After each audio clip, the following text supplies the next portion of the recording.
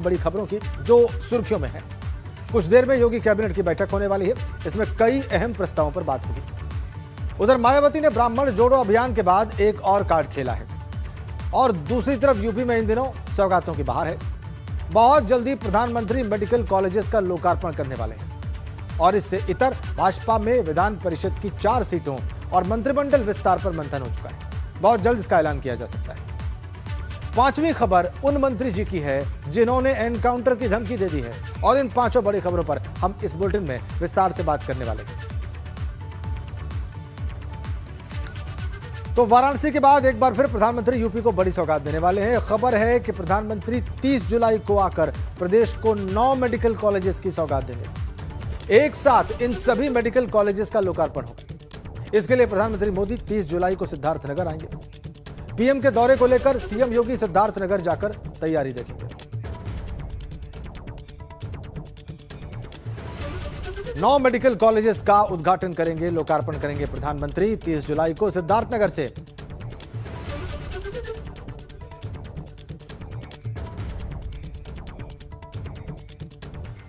और विधानसभा चुनाव से पहले एक बार फिर से बीएसपी बहुजन समाज पार्टी ब्राह्मण वोटर्स को लुभाने में जुट गई। मायावती ने पहले ही इसके संकेत दिए थे और अब इसी कड़ी में बिकरू कांड के मुख्य आरोपी विकास दुबे के साथी की पत्नी खुशी दुबे का केस बसपा के नेता सतीश चंद्र मिश्रा लड़ेंगे।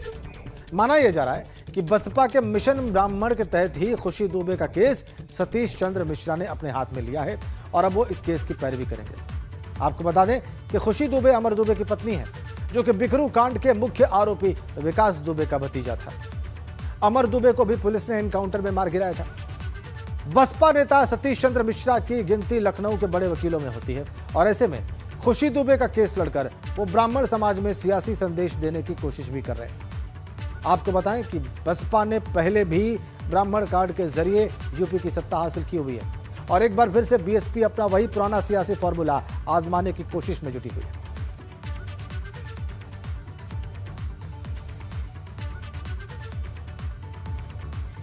और अब बात उन मंत्री जी की जिन्होंने न सिर्फ मायावती से माफी की मांग की है, बल्कि मुनव्वर राणा को यूपी ही नहीं देश छोड़ने की नसीहत दे डाली है। इतना ही नहीं, आनंद स्वरूप शुक्ला ने यहां तक कह दिया कि जो देश बांटने की साजिश करेगा, भारतीयों के खिलाफ बोलेगा, वो एनकाउंटर में मारा जाएगा।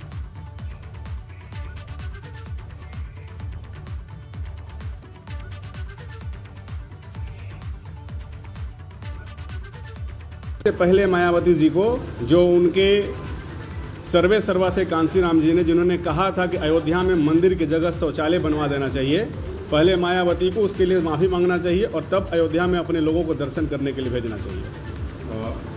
क्या है कि 1947 में जो मुसलमान साजिश के तहत भारत में रुके थे कि भारत को फिर बांटेंगे और टुकड़े करेंगे, उन्हीं में से मुनव्वर राणा भी एक है। मुनव्वर राणा को, उनके परिवार के लोगों के हम लोगों ने हमेशा बयान देखे हैं और निश्चित रूप से एनकाउंटर में वो लोग मारे जाएंगे जो भारतीयों के खिलाफ खड़े होंगे, चाहे वो जो हों। मंत्री जी का ये बयान राजनीतिक बवाल खड़ा करेगा, इसमें कोई शक नहीं। आगे बढ़ते हैं और बात करते हैं उस मंथन की जो पूरा तो हो चुका है, लेकिन उसका ऐलान बाकी है। खबर है कि लखनऊ से दिल्ली तक मंत्रिमंडल विस्तार और विधान परिषद की खाली पड़ी सीटों को लेकर फैसला हो चुका है। दरअसल विधान परिषद की खाली पड़ी 4 सीटों को भरने की कवायद लगभग खत्म हो चुकी है। हाल ही में कांग्रेस से भाजपा में आए जितिन प्रसाद निषाद पार्टी के अध्यक्ष संजय निषाद को पार्टी विधान परिषद भेज सकती है। उधर आने वाले वक्त में मंत्रिमंडल विस्तार कर 4 से 6 नए चेहरों को मौका मिल सकता है। आपको बताएं कि विधानसभा चुनाव के पहले ही भाजपा सब कुछ दुरुस्त करने में जुटी हुई है और ये पूरी कवायद भाजपा के मिशन 2022 का हिस्सा है।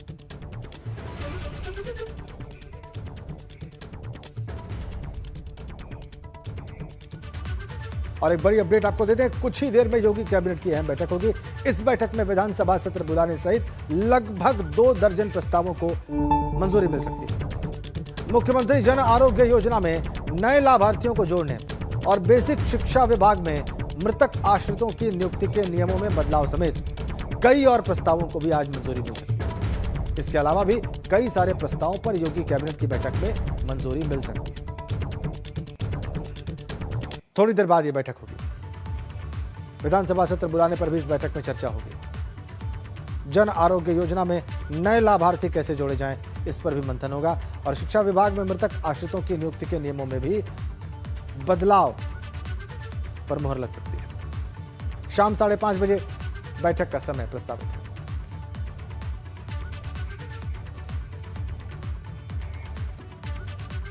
चलिए आगे बढ़ते हैं। उत्तर प्रदेश में इन दिनों निषाद पॉलिटिक्स चल रही है। चुनाव से पहले एक और एनडीए के सहयोगी निषाद पार्टी की उम्मीदें बढ़ गई हैं, तो अखिलेश भी निषाद वोट बैंक को साधने में लगे हैं।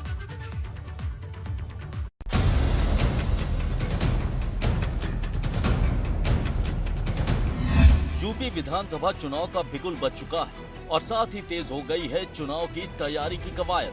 तमाम सियासी दल चुनाव के लिए अपनी ताकत झोंक रहे हैं और सबकी निगाह उन खास वर्गों पर है जो चुनाव में तुरुप का इक्का साबित हो सकते हैं। इनमें सबसे ज्यादा लाइमलाइट में है निषाद समाज, जिसे अपने पाले में लाने के लिए भाजपा और सपा दोनों ही जोर लगा रहे हैं। इसी कड़ी में सपा अध्यक्ष अखिलेश यादव उन्नाव पहुंचे।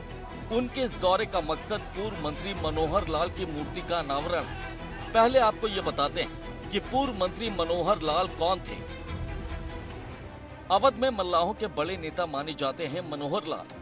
मनोहर लाल सपा के फाउंडर मेंबर्स में से एक थे। एक बार सांसद और एक बार मुलायम सरकार में ये मंत्री रह चुके हैं। मिशन 2022 के लिए निषाद वोट बैंक पर सपा की नजर है। मनोहर लाल की मूर्ति का अनावरण सपा की रणनीति का हिस्सा है।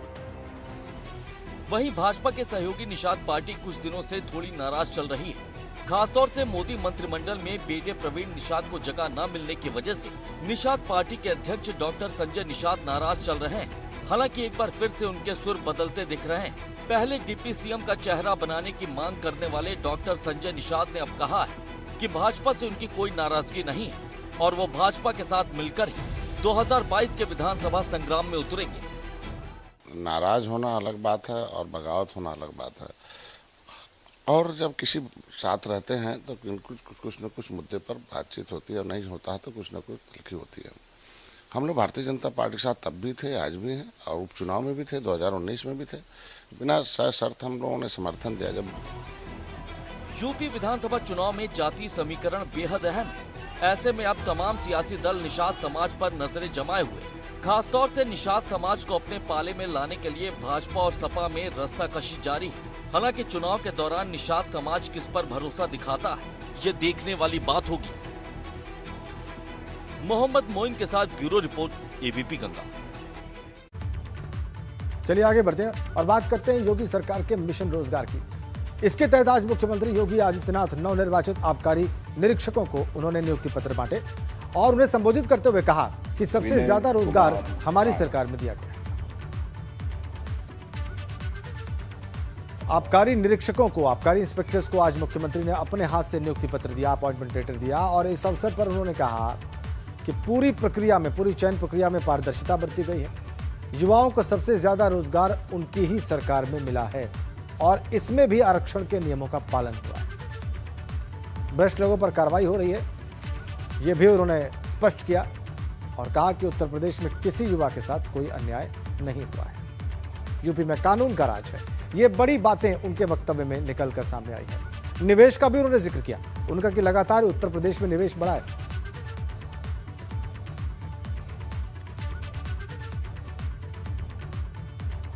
उत्तर प्रदेश के इन युवाओं की ऊर्जा का लाभ प्रदेश को भी और देश को मिल सके, सरकार की हमेशा मंशा रही है और सरकार उसके अनुरूप ही कार्य भी करती रही है।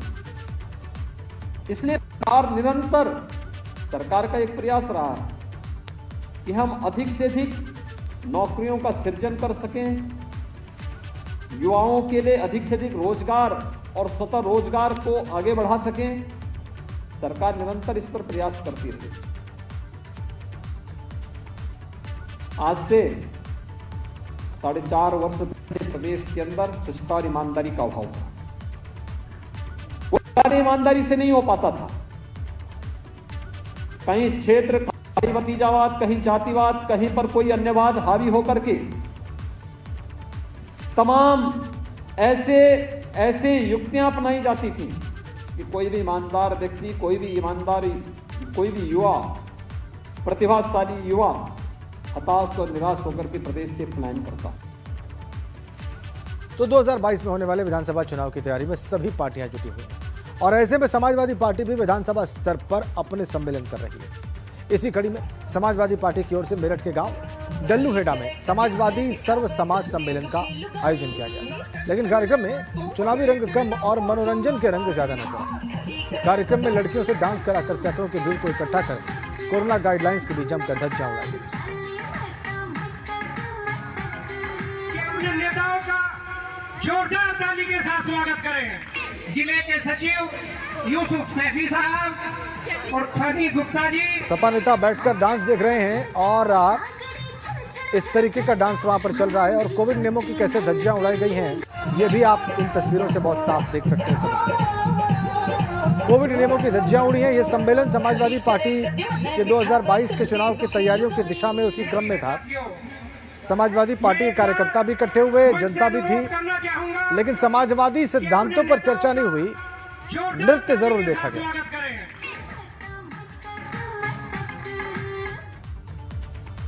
और आज देश भर में ईद उल अज़हा या बकरीद का त्यौहार मनाया गया। कोविड गाइडलाइंस के साथ बकरीद का जश्न मनाया गया। इसको लेकर बीते कई दिनों से तैयारियां जोरों पर थी। बकरीद के त्यौहार को कुर्बानी के दिन के रूप में भी याद किया जाता है। इस्लामिक कैलेंडर के मुताबिक रमजान के 2 महीने बाद कुर्बानी का त्यौहार बकरीद आता है। तस्वीरें आपकी स्क्रीन पर दिल्ली, आजमगढ़, मुजफ्फरनगर, फिरोजाबाद, प्रयागराज, कन्नौज और आगरा की। कोविड नियमों का पालन करते हुए बकरा ईद का त्यौहार मनाया गया। ईद उल अज़हा भी कहते हैं इसे।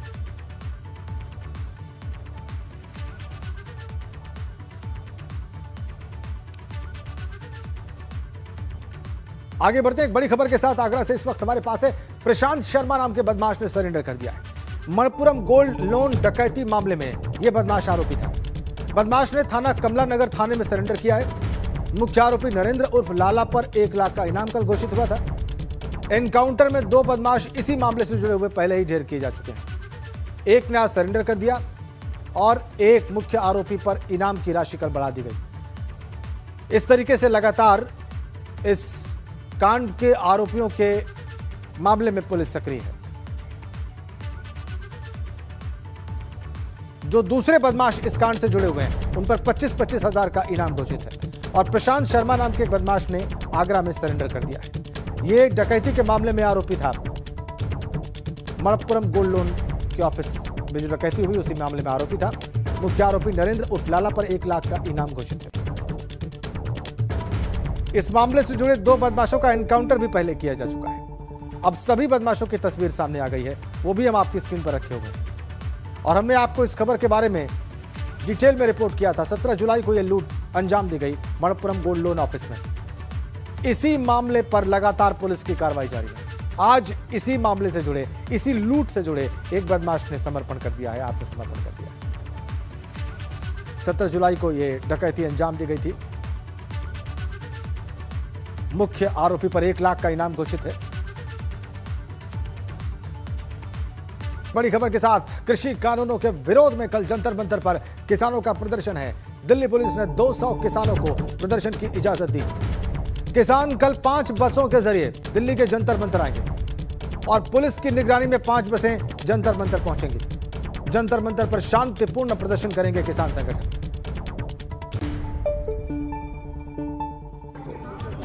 200 लोग जाएंगे और वहाँ से 10 बजे के आसपास चलेंगे, 9-10 बजे सिंगू बॉर्डर से ही जाएंगे और 4-5 गाड़ियों से जाएंगे, बसों से जाएंगे, अलग अलग जगह से जाएंगे, यहाँ से भी जाएंगे और सब इकट्ठे होंगे, वहाँ से फिर बसों से वहाँ पर जाएंगे। और गाजियाबाद के लोनी बॉर्डर थाना क्षेत्र में दिल दहला देने वाला वीडियो सामने आया है।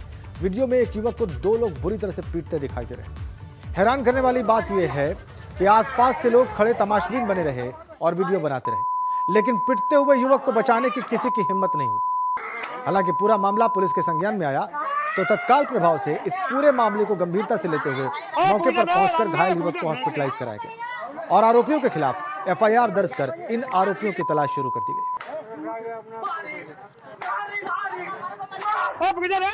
ये वीडियो थाना लोनी बॉर्डर क्षेत्र का है। इसमें एक लड़का है, उसके साथ वीडियो में दिखाई दे रहा है 2 युवक उसके साथ मारपीट कर रहे हैं डंडों से। तो इसके त्वरित संज्ञान लिया गया था और लड़के को चिन्हित किया गया था। वो लड़के भी चिन्हित कर लिए गए हैं जिनके साथ मारपीट हुई है। जो लड़के के साथ जिसके साथ पिटाई हुई है उस लड़के का मेडिकल करा लिया गया है और मुकदमा पंजीकृत किया जा रहा है। पूर्व में भी इन दोनों के मध्य विवाद था और पूर्व में भी इनके मध्य लड़ाई झगड़ा हुआ था जिसमें की कार्रवाई की गई थी। इधर कानपुर के घाटमपुर कोतवाली क्षेत्र में बदमाशों ने चाय विक्रेता की हत्या कर दी। चाय बेचने वाले बुजुर्ग का शव उसकी चाय की दुकान के बाहर ही पड़ा मिला। बुजुर्ग का शव मिलने से वहां पर हड़कंप मच गया। मौके पर पहुंची पुलिस ने घटनास्थल की जांच पड़ताल कर शव पोस्टमार्टम के लिए भेजा। बुजुर्ग गोपालपुर गांव का रहने वाला था और अक्सर भाजपा के कार्यक्रमों में गाना गाता। बुजुर्ग की जहानाबाद रोड पर एशियन पब्लिक स्कूल के कोने में मोदी चाय के नाम से एक चाय की दुकान थी। 21 जुलाई को थाना घाटमपुर क्षेत्र अंतर्गत ग्राम बंगला गोपाल में जहानाबाद रोड पर सड़क के किनारे बलराम सचान सनाब गोकुल सचान मृत अवस्था में पाए गए। उनके परिजनों द्वारा सूचना दी गई। उस सूचना पर प्रभारी निरीक्षक घाटमपुर द्वारा पंचायतनामा कराते हुए पोस्टमार्टम हेतु भेज दिया गया है। मेरे द्वारा घटनास्थल का निरीक्षण किया गया। उनके परिजनों, संबंधियों व ग्रामवासियों से वार्ता की गई है। पोस्टमार्टम रिपोर्ट के आधार पर अग्रेतर विधिक कार्रवाई सुनिश्चित की जाएगी। अगली खबर मथुरा से है। वहां पर बच्चों के विवाद में दो पक्षों में जमकर मारपीट हुई है। पथराव और मारपीट हुई है। इसमें कई लोग घायल हैं। दोनों पक्षों के कई लोग जख्मी बताए जा रहे हैं। सूचना पाकर पुलिस भी मौके पर पहुंची। उसमें दोनों पक्षों के लोगों को हिरासत में लिया। शहर कोतवाली इलाके में मौजूद कठौती कुआं की सारी घटना। तस्वीरें आप देख लीजिए। मथुरा की मामूली सा विवाद था, बच्चों का विवाद था। इसमें दो पक्ष आमने सामने आ गए, मारपीट हुई, पथराव हुआ, कई लोग जख्मी बताए जा रहे हैं। बाद में पुलिस भी मौके पर पहुंची और देखिए ये रास्ते पर गिरे हुए पत्थरों के टुकड़े बता रहे हैं किस तरह से पथराव हुआ।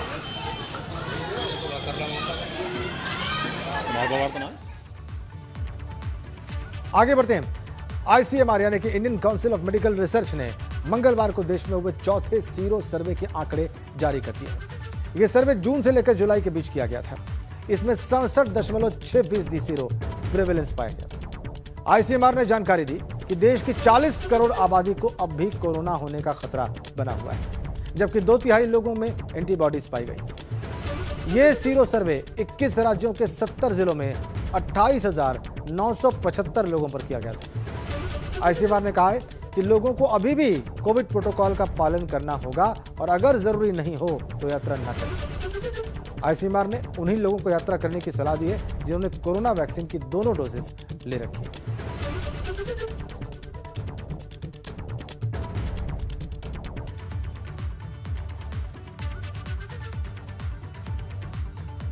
चालीस करोड़ की आबादी को अभी कोरोना होने का खतरा है और इसीलिए ICMR का कहना है कि जिन लोगों ने वैक्सीन की दोनों डोजेज न ली हुई हों वो यात्रा करने से बचें। 67.6% लोगों में सर्वे प्रिवेलेंस पाया गया, यानी कि एंटीबॉडीज मिली हैं, लेकिन 40% लोग अभी भी कोरोना संक्रमण का शिकार हो सकते हैं।